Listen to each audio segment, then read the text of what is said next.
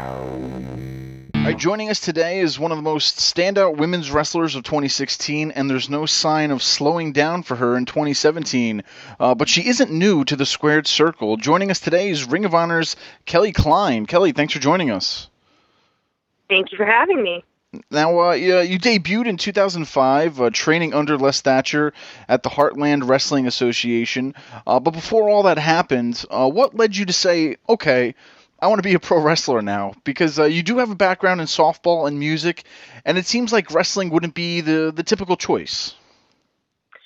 Actually, that is exactly why wrestling was the perfect choice for me. I did not grow up watching wrestling at all. In fact, I was not allowed to watch it on TV. I remember one time when I was pretty young, I was probably, I would have to guess between 4 and 5. I remember my mom coming into the room and seeing I think my dad and maybe my older sister and I had, and my brother might have been there, but we had the TV on and it was wrestling on Sunday morning. And she told her dad, I don't want them watching this. And that was it. But I didn't have cable growing up, so I don't think it was real long after that it wasn't really available to us anyway. So even when I was older, I never even really ran across it. And I did not have any knowledge at all about any kind of independent wrestling. So when the way I first actually found out about it, other than what I'd seen on TV when I was little, was I was waitressing and I was also singing in a rock band, and somebody that I worked with when I kind of would advertise the band when we had gigs. So I brought in a flyer one day and somebody I worked with said, well, I'll come see your band if you get your band to come see me wrestle. And that was how I ended up going to an event at Heartland Wrestling Association. And the minute I got there, that was kind of it. I remember before the show was over telling my friends, like, I want to do this. I need to figure out how to, I didn't know the proper terminology, but I was wanting to find out how to train. But I just knew I got to do this. It wasn't, I need to come back and watch more events, and, come back and see more. I was immediately like, how do I get in that ring? And I think a big part of the reason that I was so attracted to it was because I have an athletic background, but I also have a background in arts and theater and performance, and I love all of those things. And throughout my life, I had been in situations where I had had to choose between one or the other, and I really didn't want to do that. I had gotten to a point where I couldn't say, okay, well, I don't like this one as much. I loved softball and I loved the theater and music and performance, and I wasn't willing to give either of them up. So when I saw this wrestling event, it was everything that I loved all rolled into one. So rather than conflicting, all these things were complementing each other. And I think that was why immediately I thought this was just really perfect for me. I could do everything that I want to do, and I can express myself in all these ways, and I can be physical and competitive and push myself and do it all together. Nice. Yeah, it's an interesting story because, a lot of people either, they grew up watching it, they wanted to be a wrestler, but you almost had that love at first sight kind of a feeling towards pro wrestling where you saw it and you wanted to do it. So at an older age. So like I mentioned too, Les Thatcher, you trained with him, but you also trained with Cody Hawk and Jimmy Wang Yang. Between all three of them through the years, is there any one piece of advice, maybe the best advice that they gave you during training that, that still sticks with you today? Well, Les always sticks with me, and he, I think, is just so brilliant. And I'm so grateful that I have had the opportunity to work with him and train with him, especially now that he's doing seminars, but he's not doing regular training, and he hasn't been for a long time. So it's an opportunity that not everybody gets. But one of the big things he always says is, logic. He says, don't forget about the L word, the LOGIC word, and just really stressing that you don't ever do anything just to do it, that there always has to be some kind of reason or intention. And if there's not, then you either shouldn't be doing it, or you need to figure out, where the intention is, and you maybe make some adjustments. And he and Jimmy also have both said this. Jimmy one time said, I've been in there when they watch the tapes and they watch matches of people, or they watch tryout matches, and they know within the first probably 5 seconds if they're interested in somebody. And if you don't start and have your fundamentals and everything, your foundation crisp and just really on point, they stop watching. And it doesn't matter what else you can do, or if you can, do some crazy acrobatic, amazing thing. They're not even going to see it, because they're going to turn off the tape, or they're going to walk away. So it's so important to show your best right from the beginning, and even keeping things simple, but doing it right and doing it well.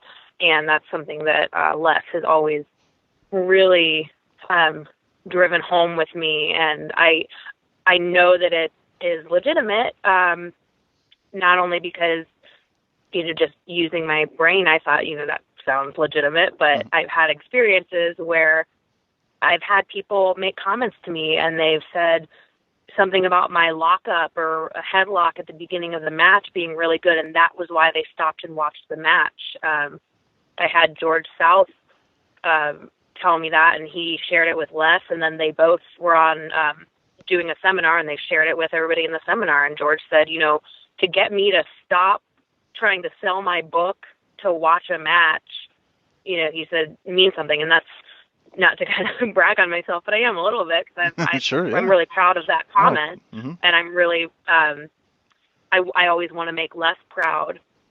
So when I go out into the world and, people see things like that and they report back to him, that's something I feel really good about, and I do take a lot of pride in. So that's definitely a big thing that, he's stressed, and it's very true. And I've found it to be very true. Definitely, all great advice. Now, also, in addition to pro wrestling, you have been training with a boxing coach, Joe Hornsby, to incorporate boxing into your training. How has adding those skills helped you out in the wrestling world? I think one of the biggest ways that's helped me is to make me more aggressive, and to work on continuing to move forward. And I think there are things that I've done and that I do, and there are traits where I do present myself and I can be aggressive, but I wanted it to be more consistent. Mm-hmm. So being in a situation where I'm, training in boxing and I'm sparring with people there, you have to keep going and keep moving and keep pushing forward, and just finding a different way to kind of move and different ways to strike, and the entire way that I carry myself is something that I've been kind of gaining that comfort and consistency from boxing.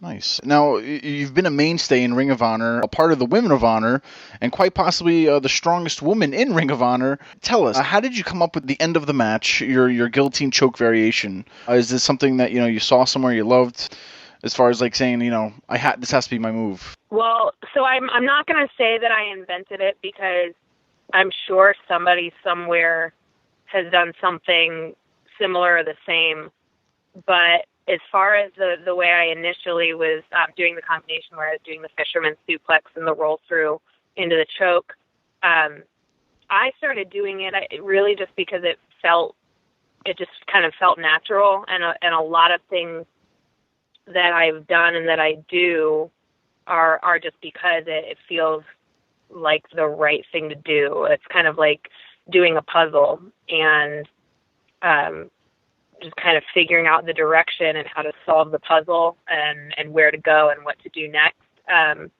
So that's sometimes kind of how my mind works with wrestling. And I think part of that comes from maybe growing up around amateur wrestling and seeing a lot of that where you get in these situations and you're trying to avoid it or get out of it, and meanwhile the other guy is grappling and trying to keep you where he wants you to be, and you're playing this game of chess. So that's kind of always how I approach a lot of things. It's like problem solving.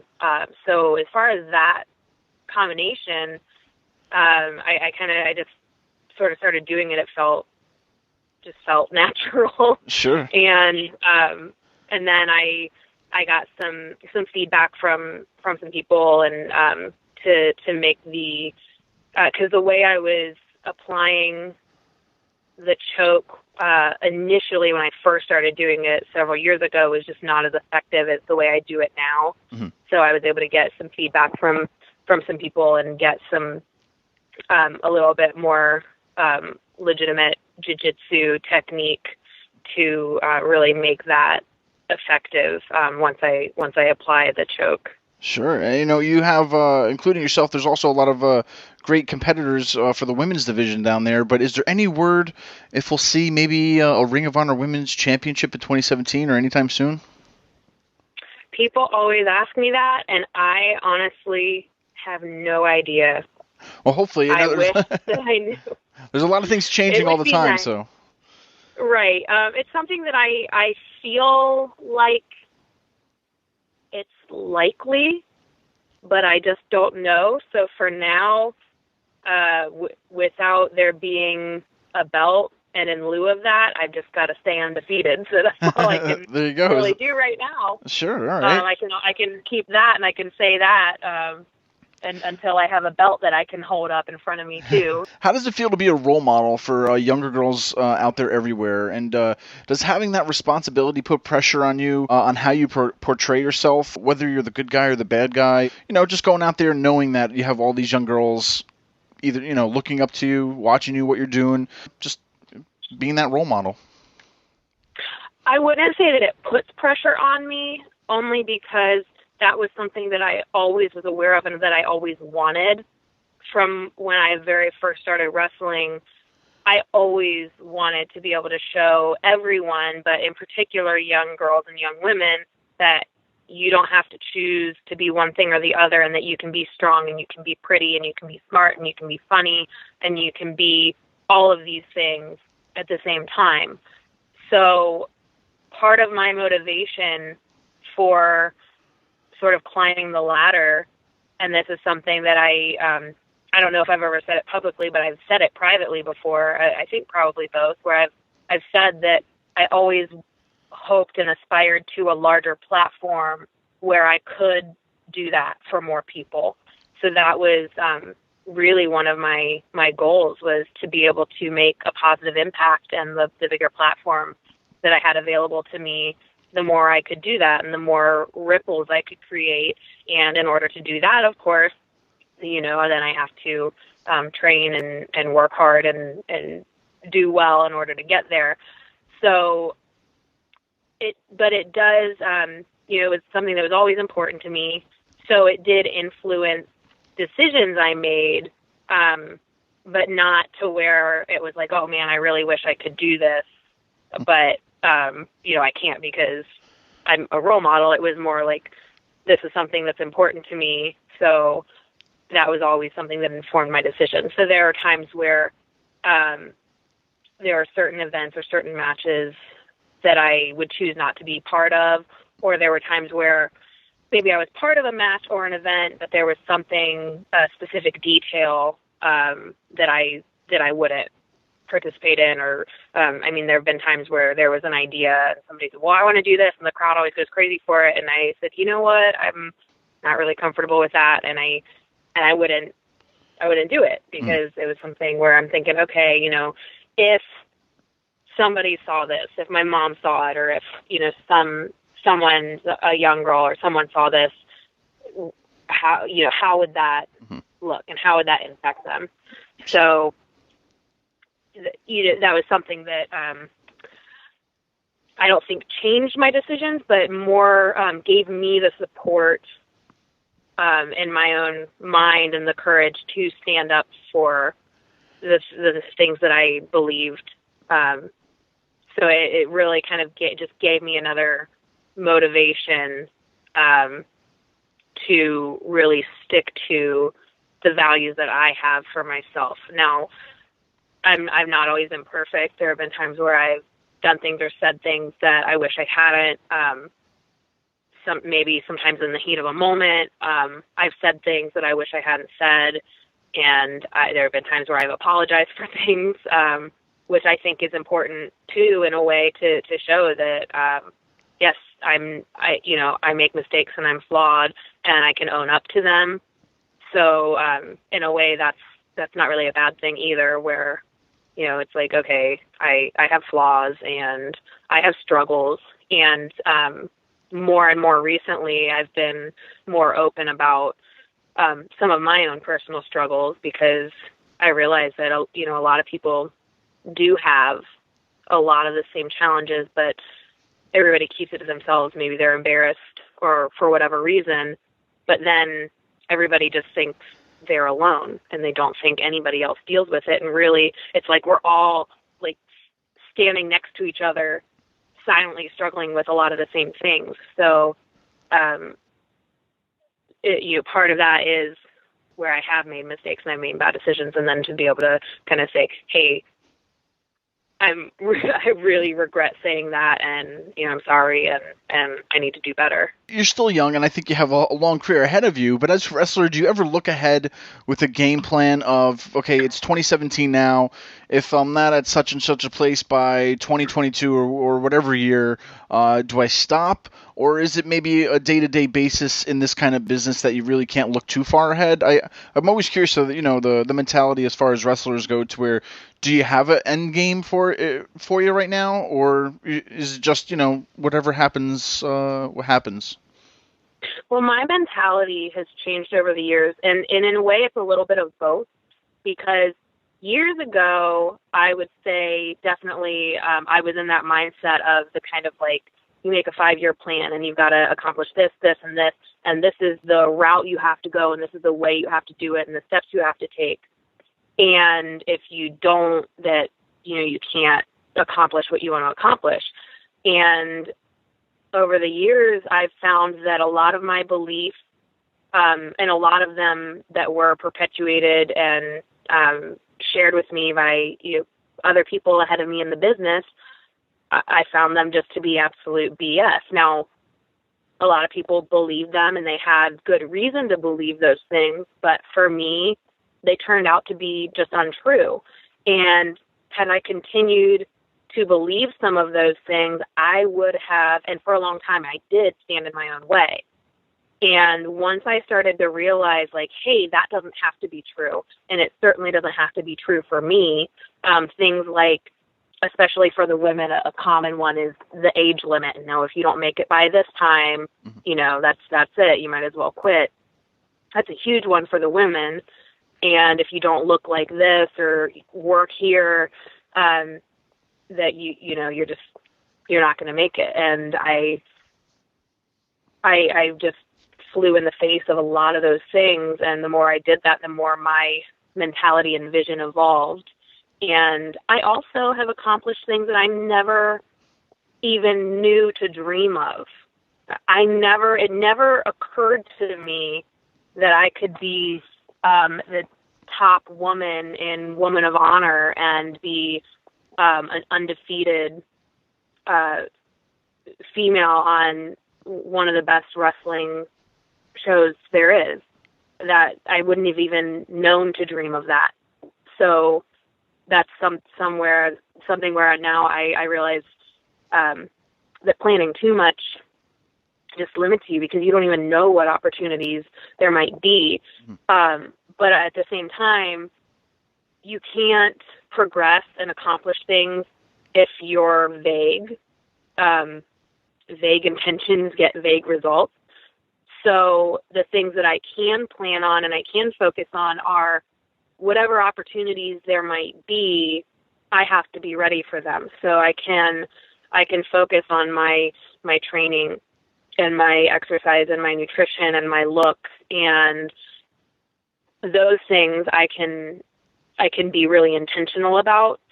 And then just being open to changing, sort of changing my trajectory and evolving, and seeing what different opportunities might be available, and then being able to kind of change my approach or change my route. So that was something where I wasn't even thinking about Ring of Honor because I just didn't even think it was an option. And then I thought, okay, you know what? I'm going to go to this tryout, and that completely changed everything. And that was when I was like, and one of the things too was that even at that camp, I remember telling Maria Kanellis, hey, I'm really trying to get leaner. And she said, don't try to be something other than who you are.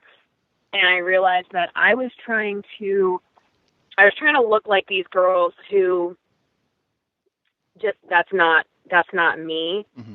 So I wasn't able to achieve that. So I couldn't look like them, but I also wasn't, because of that, being able to be my best self.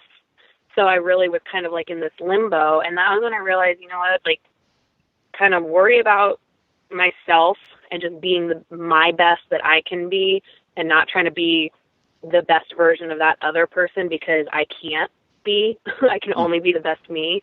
So that was another thing where I had, oh, you have to look a certain way or this or that, that, I realized it's like that was holding me back by even just buying into that. So, but now anytime my trajectory changes, which when it did, and I started working with Ring of Honor, then I could start thinking of, okay, well, kind of where can I go from here, and how could I continue to work with this company, and sort of having plans and having ideas and having steps on how to progress, but knowing that things could change, and then I would have to kind of reassess and be willing to do that, and not just totally have the blinders on and ignore as just things around me change. So sure. That's where it's like, it's kind of both. Sure, yeah. Now, this is just more a curiosity question. You wear pink mouth guard. Not too many people wear one. Some notables I've known, Kurt Angle, Shinsuke Nakamura. Is it out of choice, or just for your look, or because of an old injury? I don't know. I'm just always curious about why people make different choices, and that's one of them. It just stands out to me. Yeah, it was a little bit of all of that. It was my choice, and kind of to stand out, and have sort of that kind of look, and have something to brand myself a little bit. And I have had some chipped teeth too, so and I had actually tried to use a mouth guard years ago, and I couldn't find one that I liked. I had a couple different ones, probably 2 or 3 different ones that I tried, and I just really had a lot of trouble with them. So I quit using it, but I kind of always wanted to use one. So then I tried it again, and I found one that I kind of like and I'm able to use.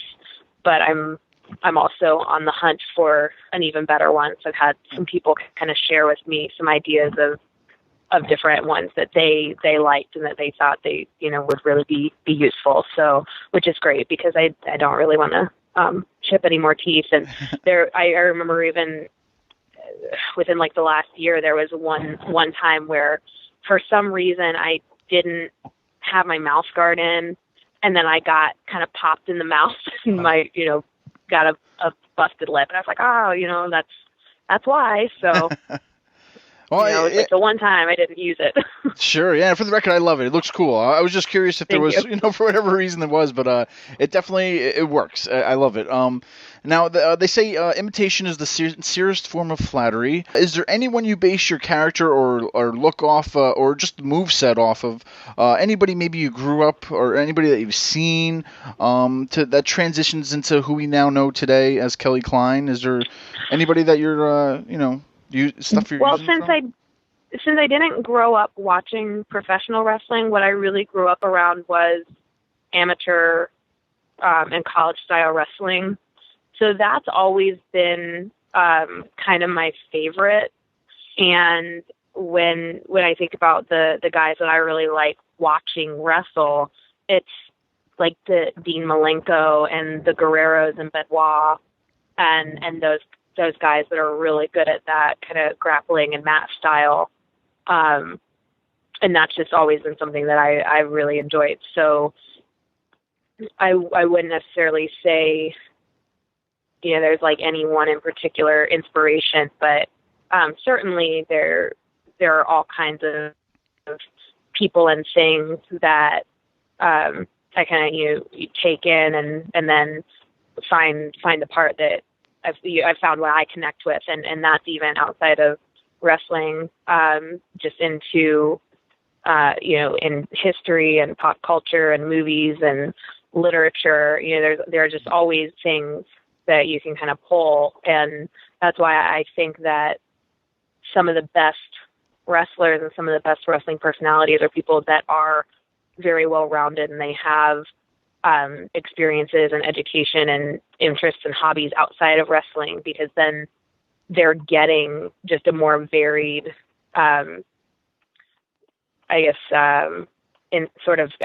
group of inspirations that they can pull from, where if it's like you eat, sleep, and breathe just wrestling, then eventually to me it's kind of, that's where it would get maybe repetitive, and it would be, you would sort of start like pulling in the same things, and then I think that just can limit people. So to me, just having all of those different places to pull inspiration from, whether it's for my look, there have been times where I've seen historical images that there was something about it that I liked, or something from a movie or a show, or one of those like modeling reality shows, or a cartoon. I mean, all kinds of things that there'll be like one little thing that I'll think, oh, I like that, or that's cool. And then the same thing with character, where I've read about different real and mythological, really strong women through history and across cultures, where there'll be different things about different traits about them that really resonate with me. So it's kind of like a melting pot, I guess.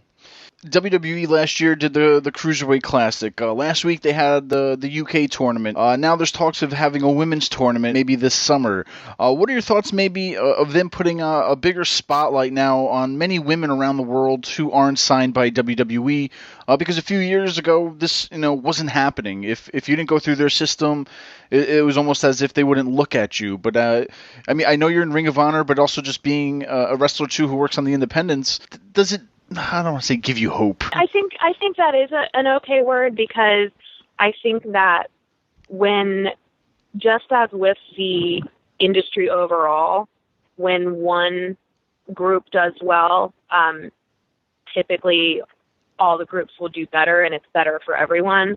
So then if we even just focus in on the women, when there's attention paid to women's wrestling, that's good for all women's wrestling, whether they work there or at a different company or independently. It brings a different attention and a different focus to women's wrestling. So it is good for everyone, whether they work there or not. And I feel like now there are so many women who are at all different levels in wrestling right now. Some are just getting started, and there are some that have been around for a long time and maybe just haven't quite like broken out of their area. And then there are some that have kind of been around and people know who they are. There's a huge talent pool. So I think that having more places, and even on the kind of independent level, you see more all women's companies, and then you see different companies that are just putting on all women's events or all women's tournaments regularly. So I think that just shows how how many women are out there and how hard they're working, and that's good for everybody because it's more competition and it makes everybody step up their game. That's right. Perfect. Kelly, I could probably talk to you all day, but we thank you. Thank you so much for taking the time out today. Where can the fans keep up with you on social media today? You can find me on Twitter and Instagram at Real Kelly Klein. That's Real KELLYKLEIN.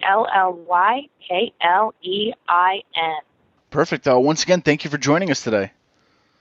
Thank you so much.